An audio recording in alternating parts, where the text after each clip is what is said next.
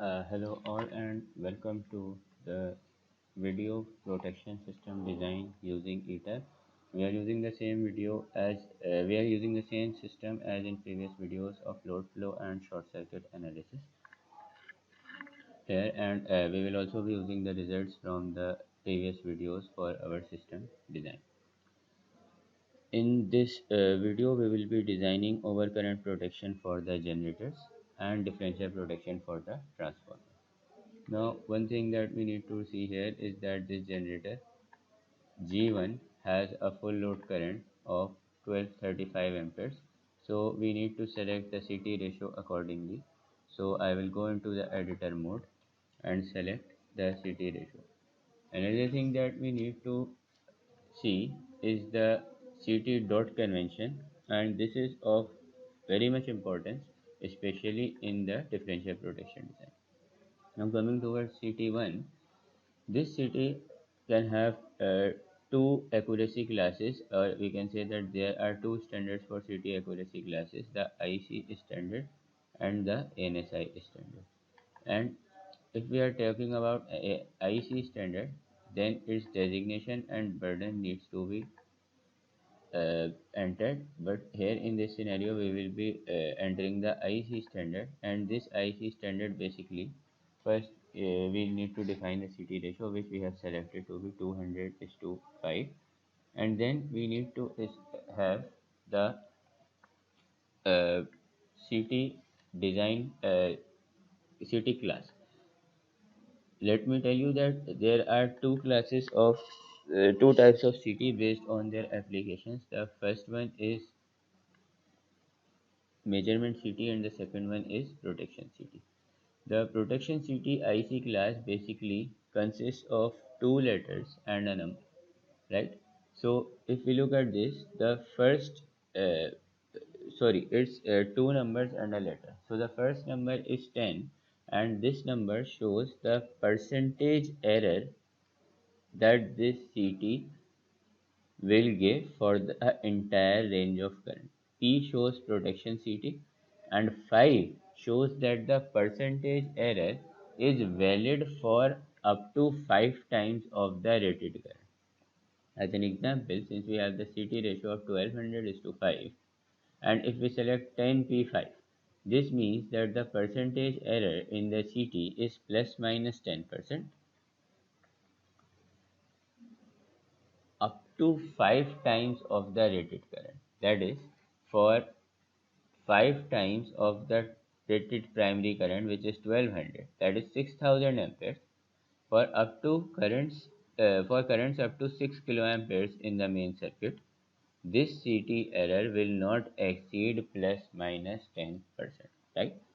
Similarly, if I select, let's say at the moment I am selecting 5P20, this means that for currents up to 20 times of the rated current, the CT error will not be exceeding plus minus 5%. Similarly, accordingly, we need to also define the burden of the CTs, which is basically the load connected on the CT, and select it as 20 VA. Basically, this is the impedance of the relay which will be connected to the CT. Now, we have selected CT1. Similarly, we will also be selecting CT2 here. Again, in the rating of the generator is 1045 amperes, full load amperes. So we will select a CT, and its ratio we can select as 1000 is to 5, and this CT is IC class with a protection setting, okay, class of 5P20 and a burden of 25 VA, that is the apparent power, right? Now we need to have the overcurrent relay here installed here. So we are going here, this is the overcurrent relay. So let's install the overcurrent relay and connect it with the CT. Now if we go into the OCR details, you will see that by default it has taken the inputs. Here we will see that there are three types of inputs: phase input, ground input, and the SEN ground input. We will look at that in a while. Now, if we go into the output and the OCR tab, first what we need to do is to have a library of OCRs. So if we go into the library, and we are at the moment designing differential protection for generators, right? So we select protection type, and the equipment here is generator. We select protection function and make it overcurrent. Now this is listing different manufacturers along with their relay models. So let's say if I am selecting Alstom, then it is displaying me that this Alstom generator protection relay, there are two models available, P342 and P343. Accordingly, if I want to switch to ABB, there are different models available. So at the moment I will be selecting Alstom P342, and once I select it, I can now go to the output and add a circuit breaker, right? Now this relay here you can see is supporting only phase, ground and SEN ground. If I select any other relay, then based on the nature of the relays, they can support different functions, right? So at the moment I am selecting phase ground. Now what does this phase ground and SEN ground means? We know that for ground faults, phase detection is not suitable at times because the ground fault current can be even lower than the maximum load current. Let's say that in our example we have a maximum load current of 1200 amperes, and at a certain instant of time, the generator was operating at a certain instant of time where the load was not very much high in the system. The generator was, let's say, operating at 50% of its rated capacity, which means that the operating current of the load would be 500, right?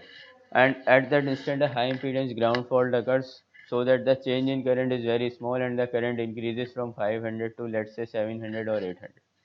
Now, this current will not be detected by the overcurrent relay. Why? Because if we decrease the setting to 800 or 700, then when the generator is operating at its full load capacity, the relay will issue a tripping signal without any fault in the system, right? That is why we say that in order to detect ground fault currents, it is better to have a ground fault relay or earth fault relay which senses the zero sequence current in the system. Why? Because under normal load condition the zero sequence current is negligible, and under ground fault conditions this current becomes considerably high, and it is independent of the load current. So this is one means by which you can detect the ground fault current effectively. Clear? So basically here it is giving me the setting of phase fault, ground fault or sensitive ground fault, right? Now what is the difference between this ground and SEN ground? Basically, if we have the neutral wire available, then we can connect a CT to that wire and use it, right? That is called ground. Whereas SEN ground is when we convert, when we connect three CTs, and by their combination we connect three CTs on each phase, and by adding the input by of adding the output of those CTs, that is by creating a neutral point from the CTs, we are measuring the zero sequence current. So this is the difference between ground and SEN ground. At the moment I am saying that if a phase fault occurs, right, or I can select any, whether if the fault is phase or ground fault in any of the zones, then I need to trip CB1. Why? Because this generator is CB1 and I need to open it, right? So here the action has been added. Now I come into the OCR tab, and here I need to set settings for phase faults, ground faults and sensitive ground fault, right? Here I am disabling this SEN ground fault, right? And at the moment enabling only phase faults and ground faults. Now for phase faults I am saying that okay, this is overcurrent type, and here are the different curves that we can set. There is definite time, IC extremely inverse, standard inverse, short time inverse. At the moment, let's assume that I am saying that my relay is of definite time. Right? Now, what is the pickup of the relay? The CT ratio is 1200 by 5, right? And my maximum load current was 1250. So my least pickup that this relay can have is 1250, 1200, 1250 divided by 1200, that equals to 1.04. So this is 1.04, or we can write it 1.04, right? 1.042. And the time dial, let's say, is 0.2 seconds.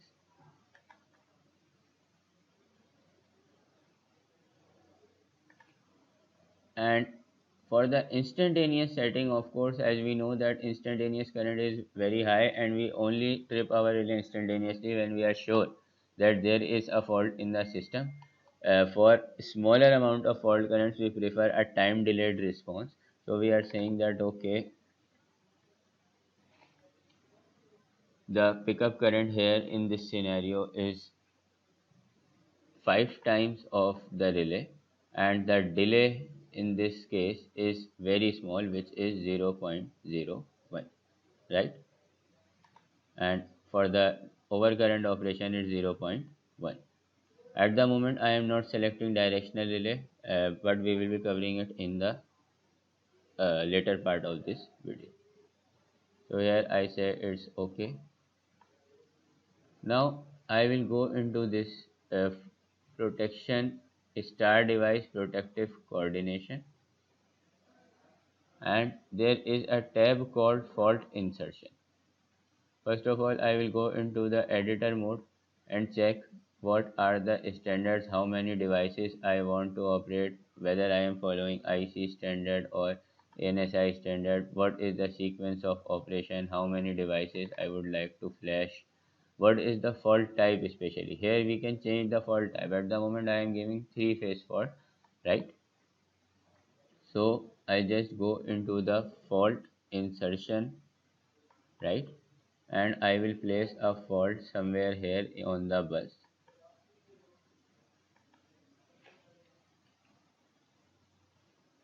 and observe the sequence of operation, right?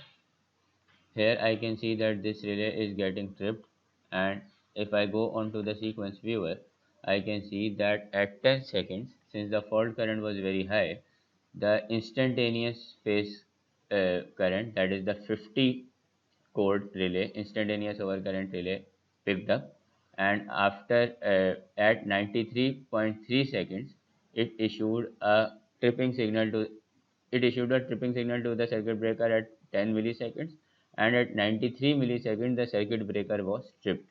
Then it is saying that if due to some reason this phase relay was unable to pick up, then after 100 milliseconds what will happen?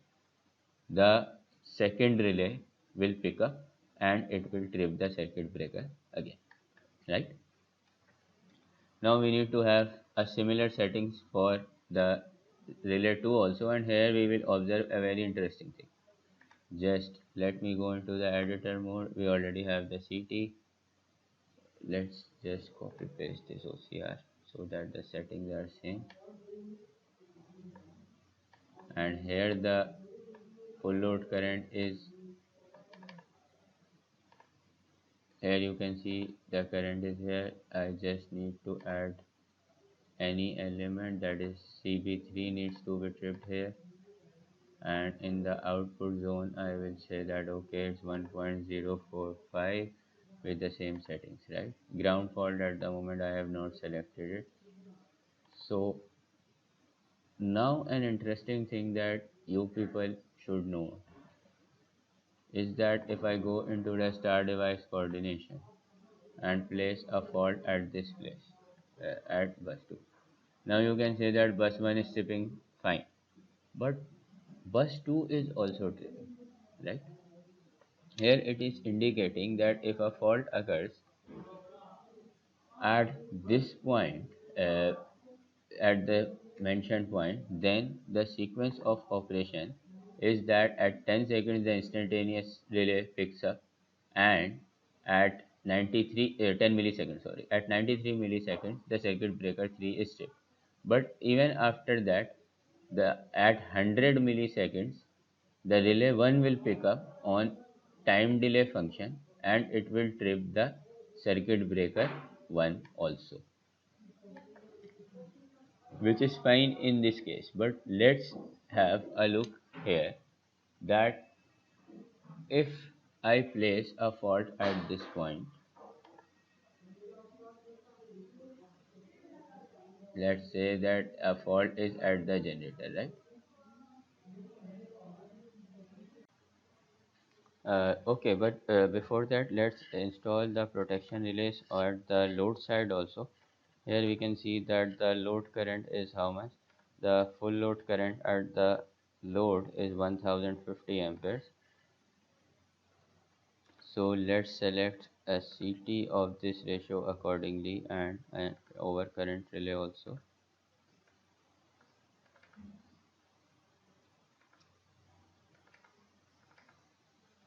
The ratio is 1050 is to 5, and this one is IC with a designation of 5P20. Then we have the overcurrent relay,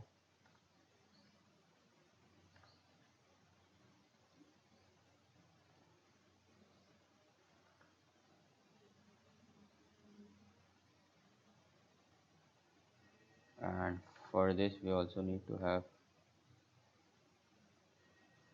circuit breakers here, right? We need to place circuit breakers individual lines so that the line can be tripped instead of tripping the complete transformer LT side, right? So here we will be attaching two circuit breakers. This is CB2 and this is CB10.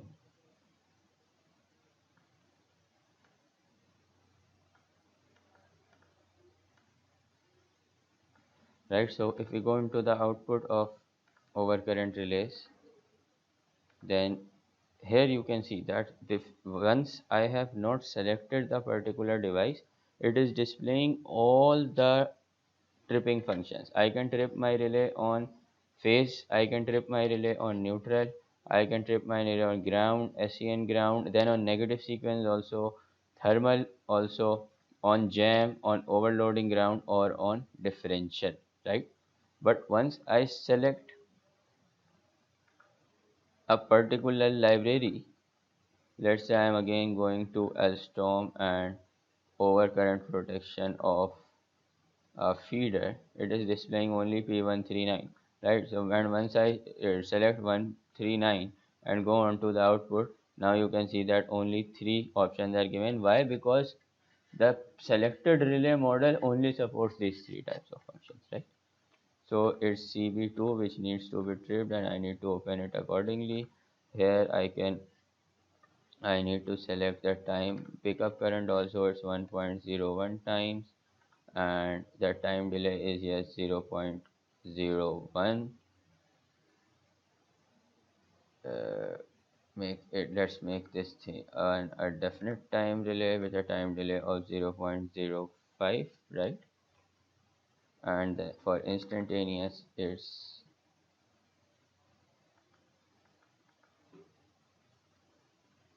now one thing that you should note here, that it is not supporting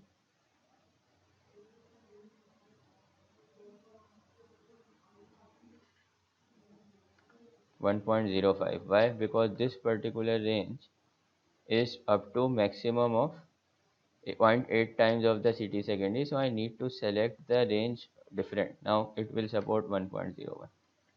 Clear? Accordingly I select 10 times, for the, or we can select 5 times, and then it is the pickup value, right? So I just confirm it.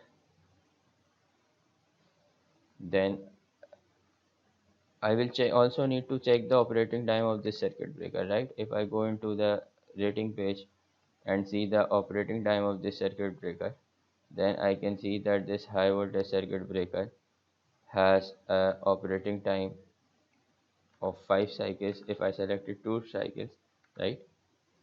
So when ensuring upstream coordination, my generator relay, at the moment I am assuming that there are no relays on this transmission line, bus bar and transformers. There are no overcurrent relays at this point.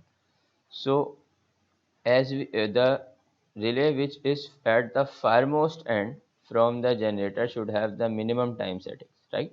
And as we move in the upstream direction, that is from the load towards the source, the upstream relays should have higher time settings. So here I have set the time settings of this overcurrent relay for the phase current as 0.05, and then my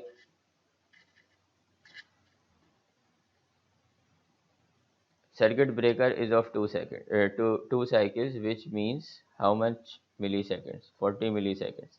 40 divided by 1000 equals 0.04. So 0.05 plus 0.04, that is the setting of the upstream relay in this scenario. Here should be at least 0.09, which by default I have set here to be 0.1, right? How we have calculated it? It's the time of operation of the relay, and for simplicity purpose we are selecting definite time relay. It's the time of operation of the relay 0.05, right, plus the time of operation of the circuit breaker, which is 2 cycles, right? And accordingly I also need to update the voltage levels because it's not done. This should be a 15 kV or 11 kV circuit breaker, so I need to update all these values, right? Same will be the case here. I need to select the relevant voltage level, continuous amperes, and operating time, right? And then I need to have this CT. Let's copy paste it because it's of the same rating. And let's copy paste the relay also.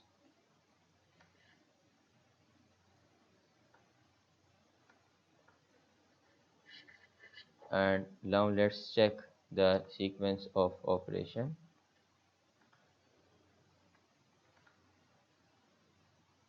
for a fault at the lumped load 2. Now here you will notice one very interesting thing.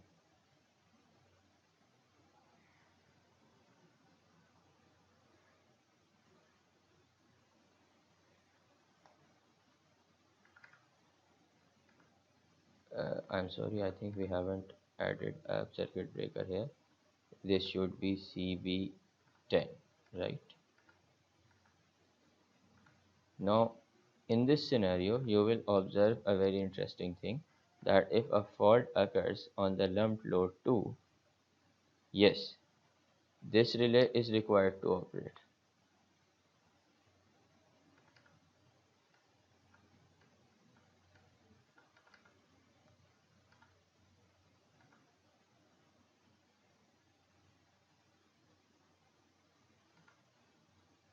Right, and the backup relays are also operating. So here if you look at the sequence, yes, it is displaying the right sequence, that at 10 milliseconds relay 4 detected the fault and it issued a circuit time of operation to the circuit breaker. And since we have considered a 60 hertz system here in this scenario, so at 33 after 33 milliseconds, that is when 43.3 milliseconds have elapsed in total after the occurrence of fault, this circuit breaker 2 was tripped by the relay, right? And if this circuit breaker falls, then ultimately the backup protection of the generators has tripped the relay, right? So I hope that it is clear now.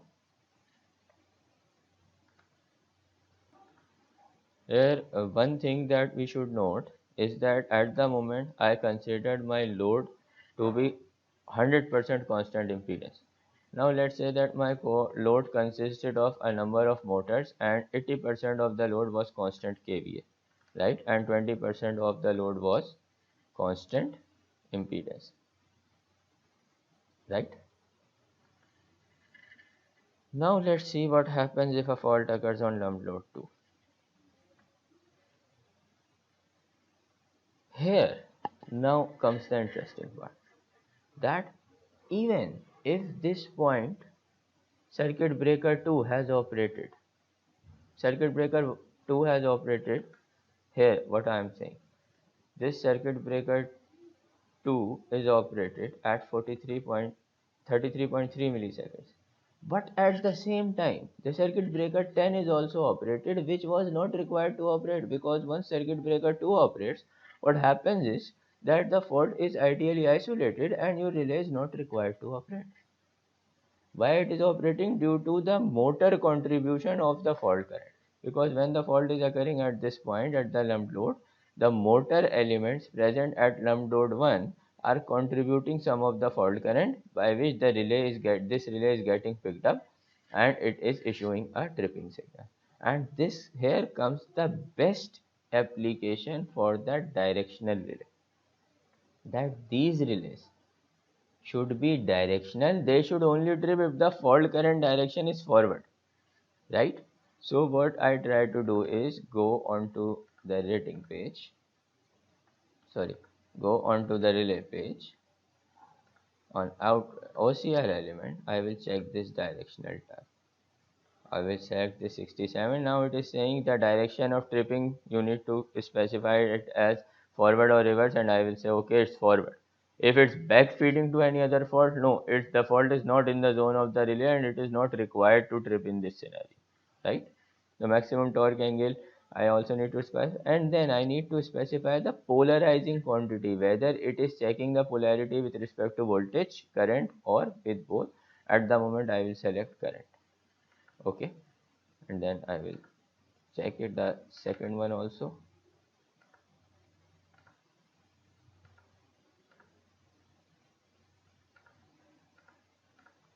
Now you will see that if a fault occurs on lump load 2, the lump load 1 relay is not getting tripped. Why it is not getting tripped? Because the flow of current is opposite. The relay is required to trip when the flow of current through this system. Let me extend. The relay is required to trip when the flow of current through this system is in downwards direction, right? When the flow of current is in downward direction. This complete is my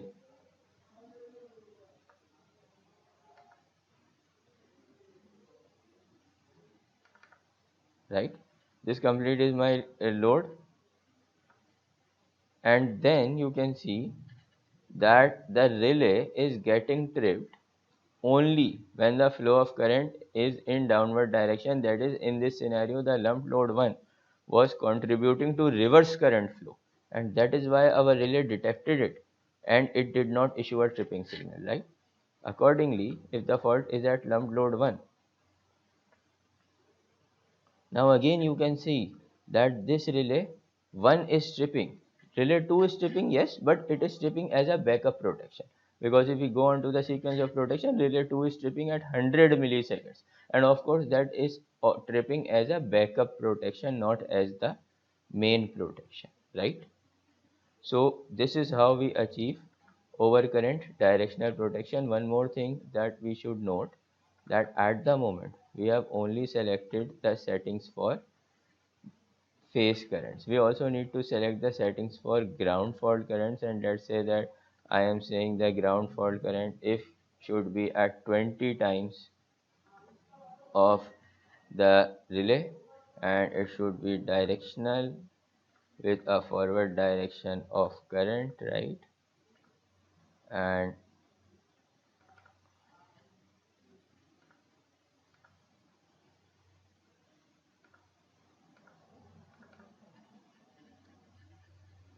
directional with a forward direction of current.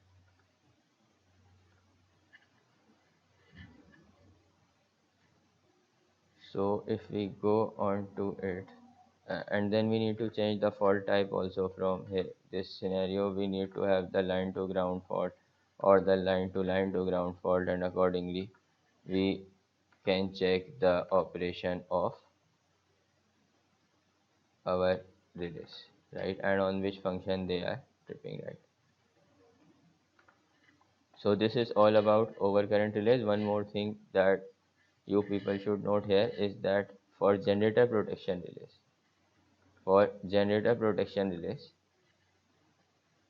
there is another option of voltage restraint. Now what does voltage restraint say? That basically voltage restraint tells the relay that if a voltage is below certain element, only then the relay should trip. Why is it so? Because if the fault location is far away from the relay point, then the voltage at the generator end or the voltage at the relay end will not be zero, and thus this is by one means through which the relay can detect if the fault is internal or external, right. Let's say I'm saying that for if the voltage is below 60%, right, if the voltage is above, let's say, 250 volts, then the relay should not trip, right. And I go on to a three-phase fault and again place a fault at the far end point,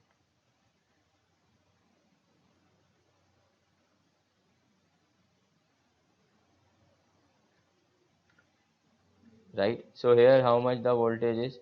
The voltage here is 38.4 kV. Clear? So if I make this setting above that, the relay should not trip at this setting, then what will happen? Our relay will not be issuing a tripping signal in this scenario also. But for that we also need to have the PTs in operation, which can detect the voltage of the relay. So at the moment, since we do not have the PTs connected here, so what we'll be doing, we will be disabling this voltage check, because if we have the PTs connected, then we can do it, right. Here we select a range of elements. Let's say I am selecting this generator and the relay element, and then I will go into the first option, that is create star view. Now this will tell me regarding the settings of the relay. Here these are the settings of the relay, right.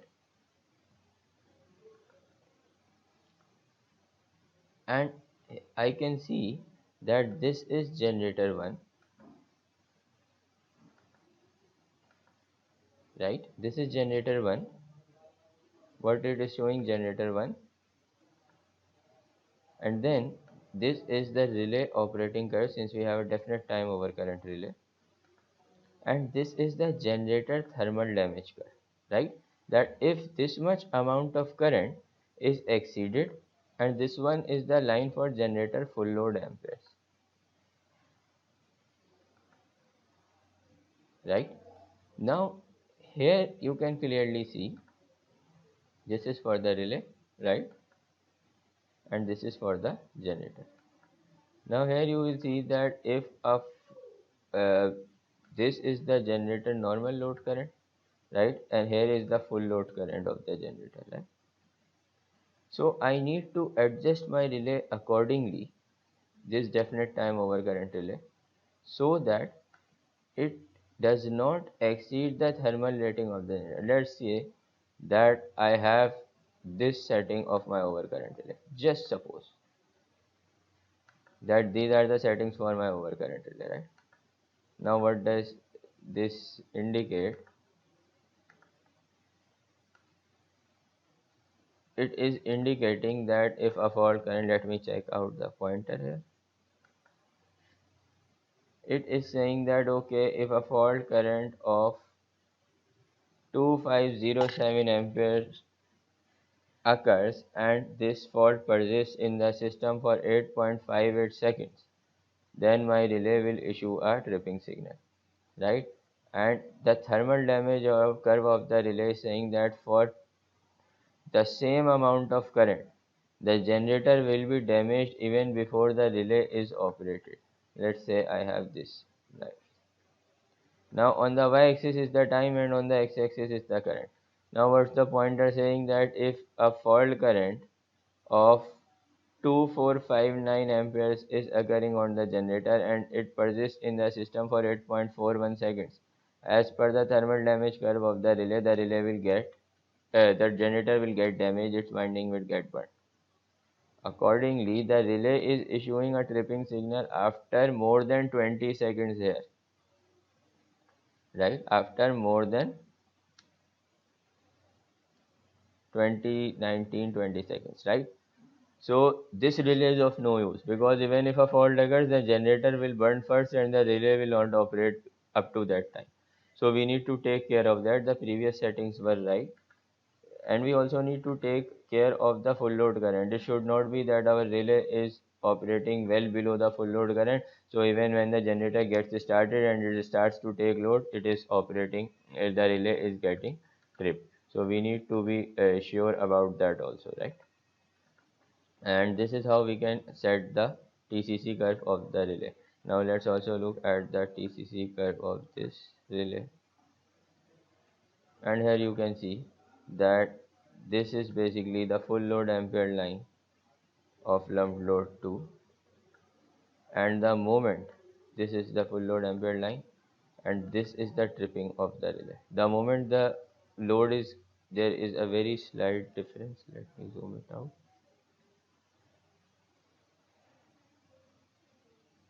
You can see that the moment this load is exceeding the full load current or slight value of the full load current, then at the same moment our relay is issuing a tripping signal with a time delay.